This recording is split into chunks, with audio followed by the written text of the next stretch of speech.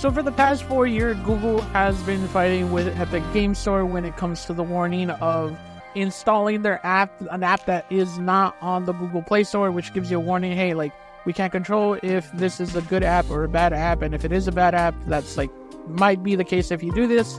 And also the 30% of every cut that Epic Game Store would have to give to Google. Not only Epic Game Stores being on the Google Play Store, but also with every game sold, they would have to give them 30% of cut, which, to be honest with you, is a little ridiculous, but that's pretty much industry standard of being on their platform. PlayStation does the same thing for games being on their platform, and but this is a little bit, I don't know, it's a little bit in the mud, but Google will have to open the Play Store to competitors after loss in Epic Game case. Epic Games' latest victory in its 4-year antitrust battle with Google, thanks to the most recent verdict by Judge James Donato in California.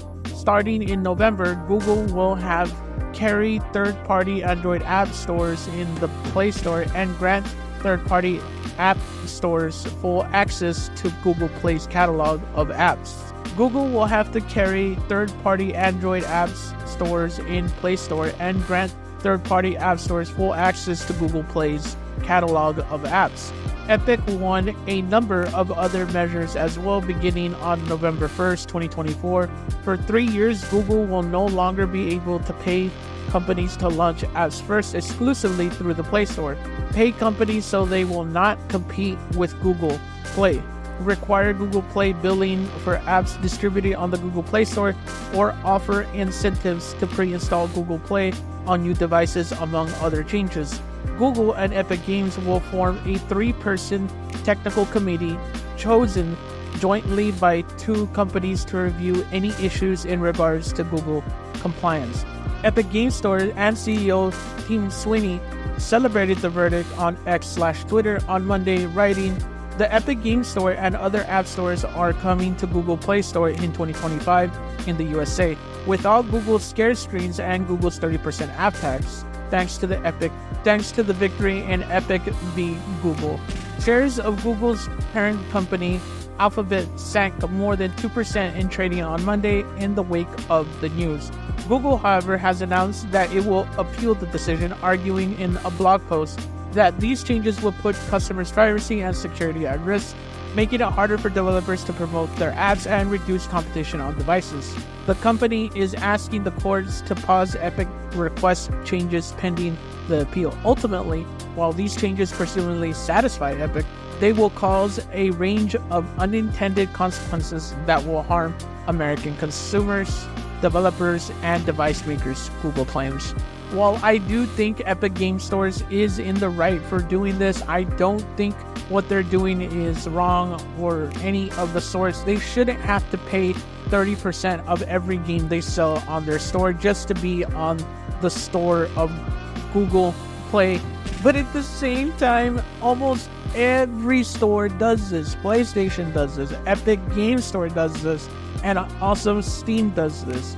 So I kind of don't really get it. I understand that it's a whole storefront, and them just wanting to be on the app in general is kind of like what they're going for.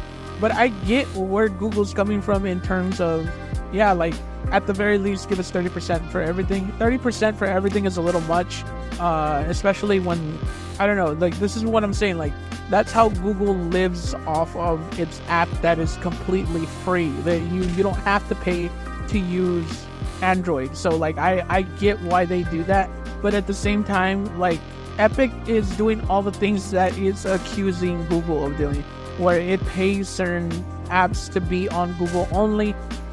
Epic Game Store does pay certain developers and pays them handsomely in order to have their games only on the Epic Game Store. The reason why PlayStation was only on the Epic Game Store for the longest time was because Epic paid the money in order to do that. So like Epic Game Store is talking from both sides of their face, like essentially like they're saying like this is wrong while at the same time doing it themselves. It just goes to show that there is a lot of disgusting things that corporations do.